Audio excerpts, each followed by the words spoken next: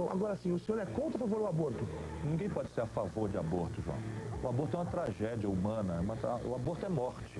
Então ninguém pode ser a favor da morte. Sim, agora, deixa eu avançar que eu não vou fugir. Para algumas mulheres é necessário. Mas aborto é morte. Ninguém, nem mesmo elas, que têm que fazer ou que já fizeram, a força de serem pobres, de terem medo da consequência de uma gravidez não planejada com a família, com os pais, passaram por traumas mortais, vão ficar machucadas e até tem que se livrar desse sofrimento. O que eu acho é que isto é assunto da mulher, é assunto da família, não é assunto da política, não é assunto do governo, muito menos é assunto da polícia. Mas aqui no Brasil não pode, é proibido, né? Mas está errado, né? Tá errado. E as mulheres vão a boca de porco, a aborteira fazer aborto, né? com agulha de crochê. E aí o seguinte, a rica vai na boa clínica, faz na boa, e a pobre está morrendo.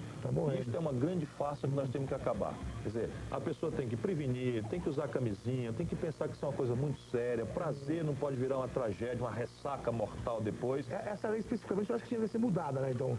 Já há um bom debate no Brasil, isso não é o presidente que resolve, isso é uma coisa muito da relação religiosa, da relação ética, que acaba tendo um lugar no Congresso para resolver. Para você.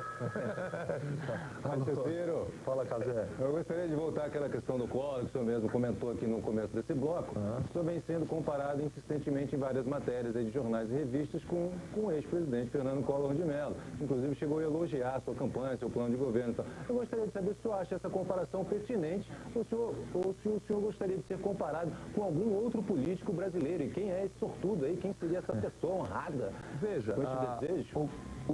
Eu já me aborreci muito com isso, Cazé, porque é uma injustiça. Eu sou um cara limpo, eu não tenho uma mancha, nunca me envolvi em falcatrua, nunca respondi uma CPI, nunca respondi um inquérito. Toda a minha vida inteira eu tenho meu patrimônio é um carro e um apartamento. Quer dizer, o senhor acha que gerou essa comparação? Ora, o fato de eu ser relativamente jovem, de apesar de ter nascido em Pindamonhangaba, ter sido criado e ter a vida pública no Nordeste, aí dá uma estampa, né? Dá um jeitão. E aí você pega, não tem o que dizer. Porque se tivesse o que dizer concretamente, dizia, não, ele se envolveu com o Ricardo Sérgio, que meteu a mão na grana, que fez isso, que fez aquilo outro. Isso era de um candidato. Mas o senhor gostaria de ser comparado a algum outro político brasileiro? Quem seria essa pessoa? Eu acho que há dois grandes políticos no Brasil que merecem ser recuperados, inclusive para o jovem conhecer, para a gente não ter medo de saber que o Brasil pode ser um país de grande progresso, quem seja capaz de fazer bossa nova, de fazer cinema novo, de crescer, de abrir uma indústria em cima do mato, que nós não tínhamos nada. Quem são esses? Juscelino Kubitschek e Getúlio Vargas. Certo. Muito obrigado. Obrigado, Cazé. Eu acertei uma. Quando você falou Getúlio Vargas, eu sabia que era. É o seguinte, daqui a pouco a gente volta com mais Ciro Gomes e mais conversas esclarecedoras.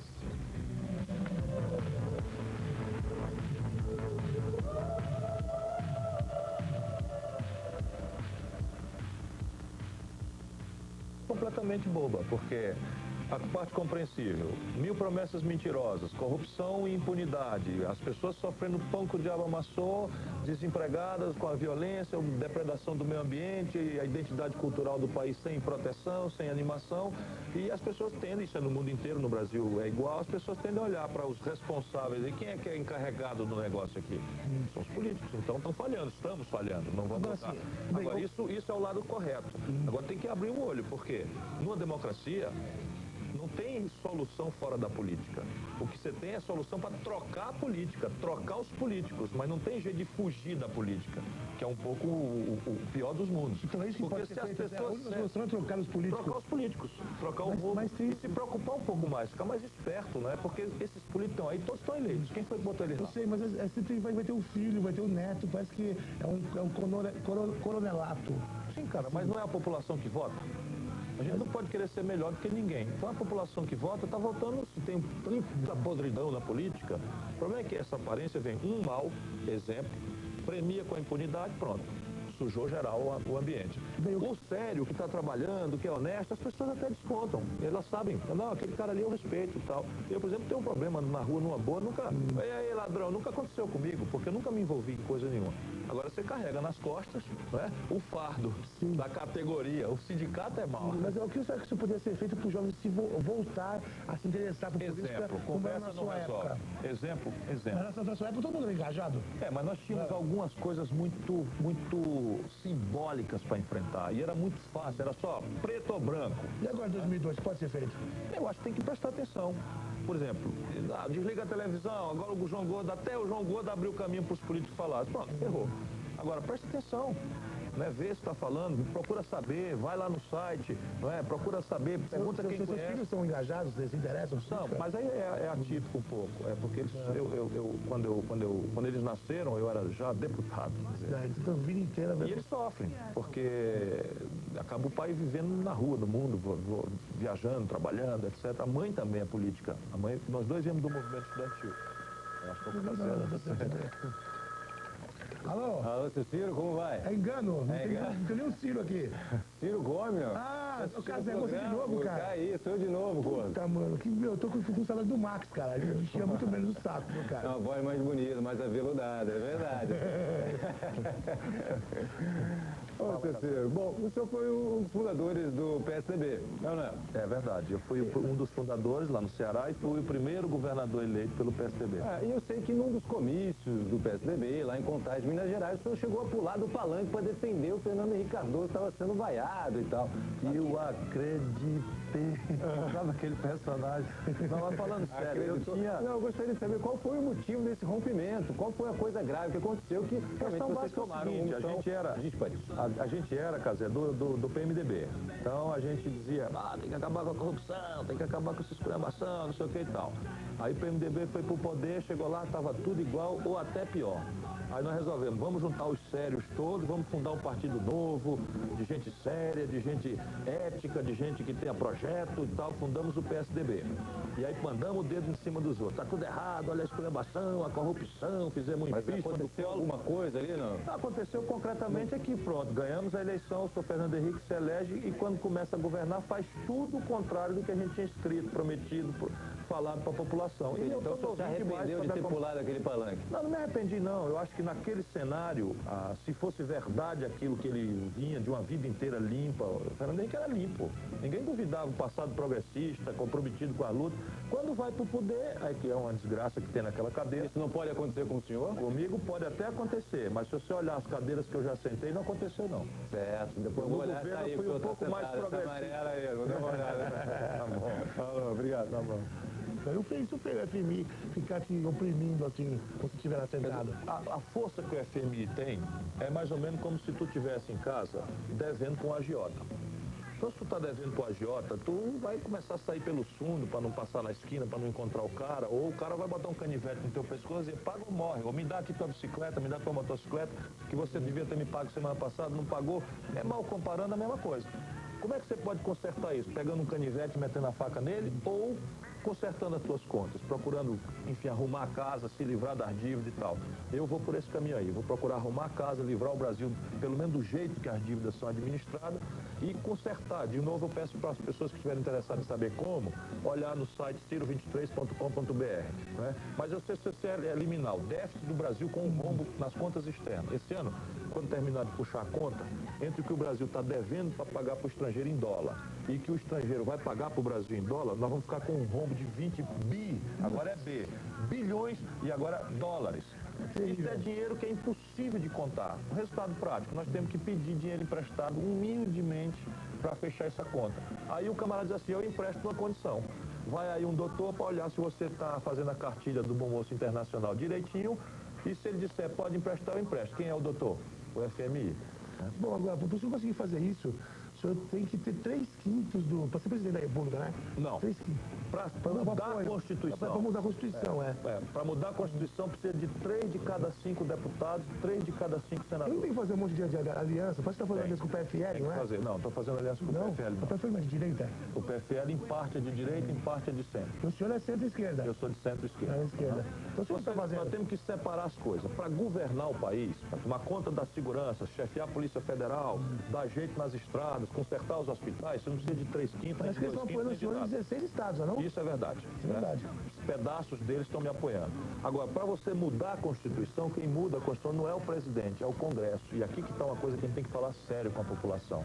Por quê? Porque como precisa mudar, e a população não presta atenção no voto de deputado, no voto de senador, fica olhando prefeito, governador, presidente, aí então, pronto, vamos votar naquele ali que ele vai fazer tudo. Só que quem faz a mudança da Constituição, por exemplo, para mudar o jeito de cobrar os impostos, para mudar o jeito de financiar a Previdência, para fazer uma reforma política que acabe com a bandalheira, ou pelo menos diminua a bandalheira, ou pelo menos acabe com a impunidade, isso exige 3/5.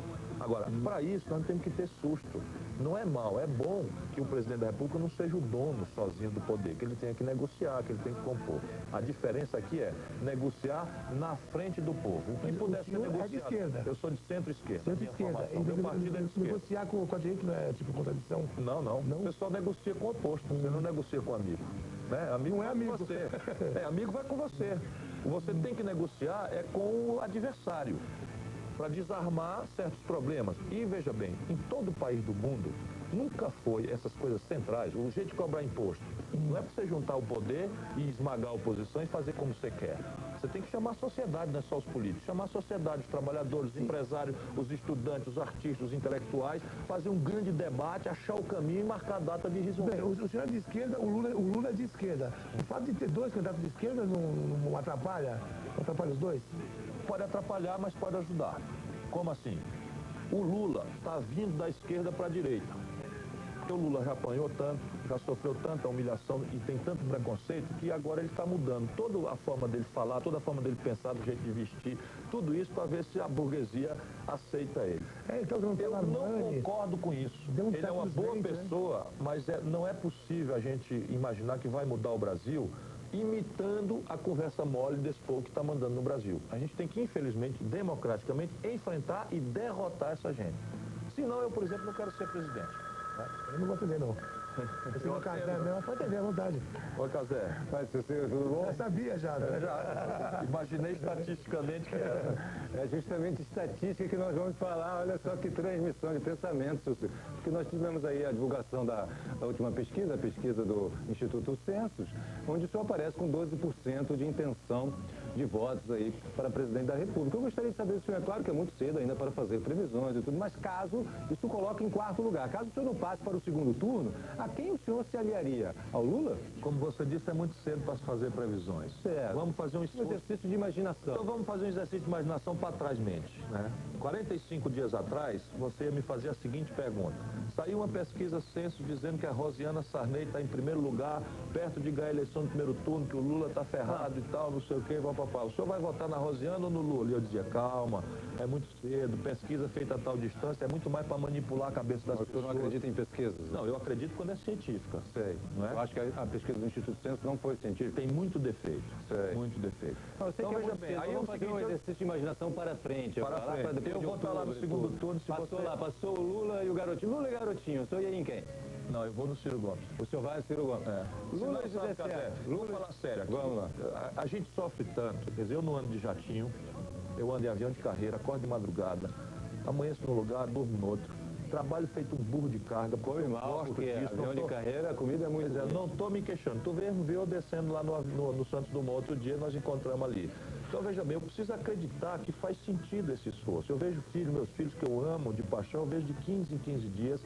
Minha mulher, eu vejo uma vez por semana de passagem. Eu vejo sua filha mais do que o senhor, porque eu vi ela no Jô Soares, outro dia estava... Por quê? Porque ela mora em São Paulo. Ela mora em São Paulo, está na universidade. Aqui, eu venho a São Paulo, eu passo lá e para ficar um pouquinho com ela. Tá bom, muito obrigado. Então, eu tenho que acreditar e é a minha missão ganhar essas eleições. Ok, obrigado. É isso aí, você está assistindo o Gordo a Gogô especial presidenciáveis. Daqui a pouco volto para finalizar esse papo legal com o Ciro Gomes. Right.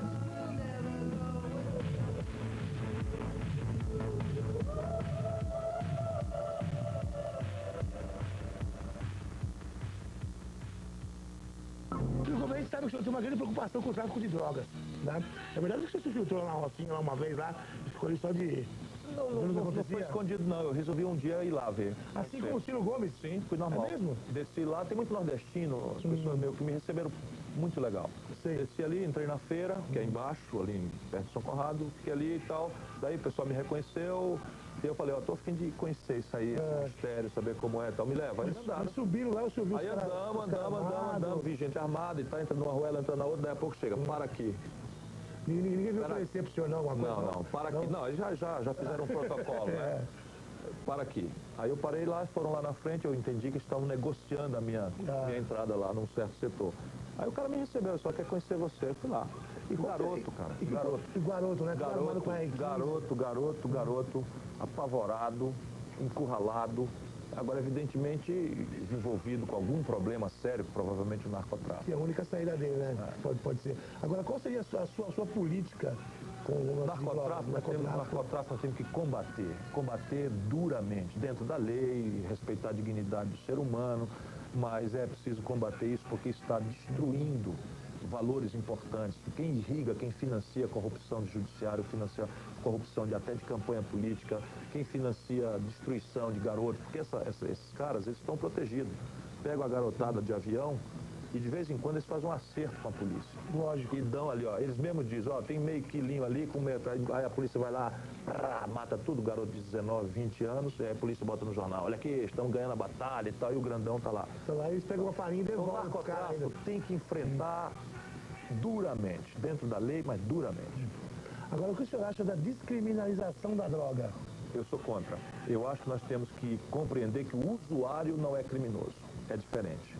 Agora, essa coisa inocente do passado... Não é a liberação, é a descriminalização, né? Eu estou entendendo, mas eu sou contra por isso, porque antigamente havia uma ideia, né, romântica, mas quando tu entra nisso, tu não sabe, mas tu está financiando toda esta armação de violência, que tem uma ala que é o sequestro, tem outra ala que é o assalto na rua, é o contrabando de armas, isso tudo tem uma conexão e você às vezes... Na inocência, não, cara, o que tem que dar o meu tapinha, ou não sei o quê, você está financiando sem querer essa bandidagem que está levando... O cara está insistindo, o cara está insistindo. Então, é o seguinte, o usuário não é crime, para mim, na minha opinião, mas o resto do narcotraficante é crime. Desculpa, Casel, eu estava terminando aqui um raciocínio. Demorou para atender. Quase morfei. Bom, a gente está falando o narcotráfico é uma das, digamos assim, dos propagadores da violência no nosso país, como o senhor falou. E a gente sabe hoje em dia que o jovem morre muito sendo assassinado, sofre muito com essa violência em todo o país. O jovem da periferia, hoje em São Paulo, o jovem da periferia morre mais de assassinato do que qualquer outra doença. Realmente é uma Quem morre é homem e jovem.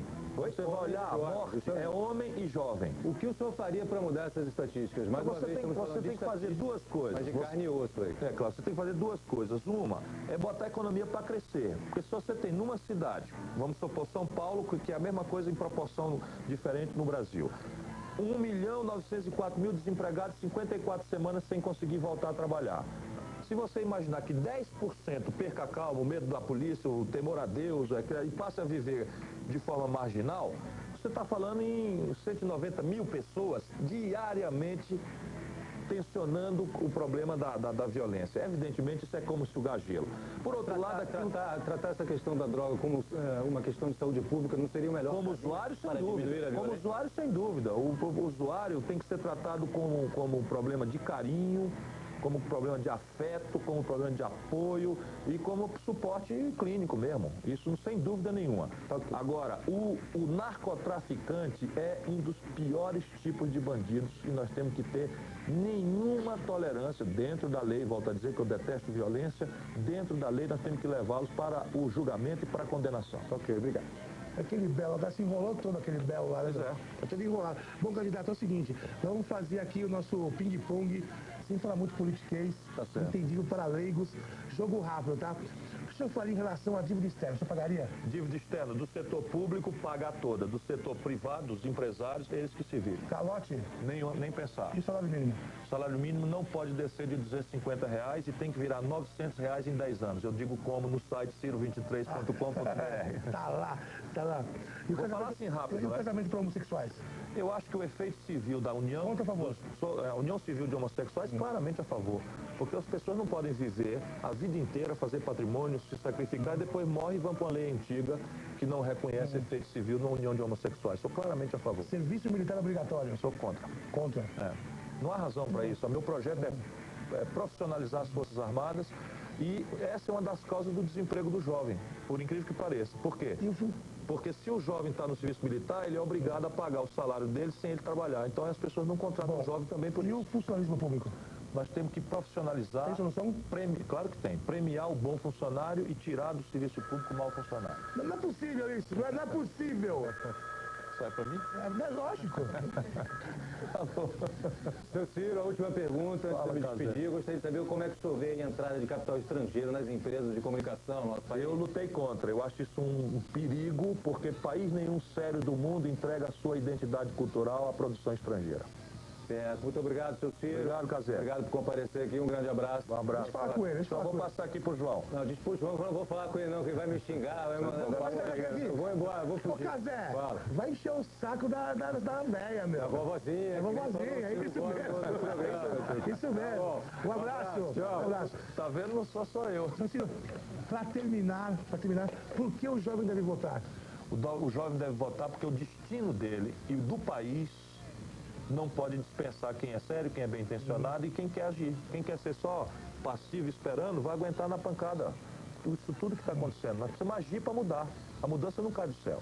Agora, se o senhor for eleito presidente, o senhor vai voltar aqui para ser entrevistado? Com o maior prazer. Tem moral? Aliás, faço mais. Convido você para me entrevistar lá no Palácio do Planalto. Ah, que medo!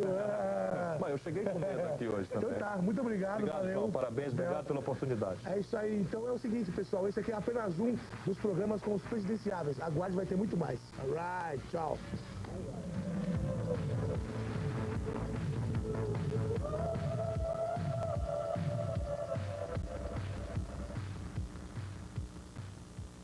Está nos jornais, foram pedidos 15 milhões de propina no processo de privatização da Vale. O governo diz que é tudo intriga da oposição, que estão querendo desestabilizar a campanha do seu candidato à presidência da República. A mesma desculpa dada pelo comando de campanha de Rosiana Sarney quando acharam R$1 milhão no cofre da sua empresa. Claro, a culpa é do marido, sim, que estava juntando fundos para a sua campanha. Enquanto isso, bancos estrangeiros que ganharam uma grana preta com especulação financeira nos últimos tempos estão dizendo que o Brasil não é mais confiável e por isso rebaixaram o nosso país numa tabela maluca de riscos. Tabela de riscos que não serviu para prever a quebradeira na Argentina, onde tem um monte de gente passando fome. Cuidado!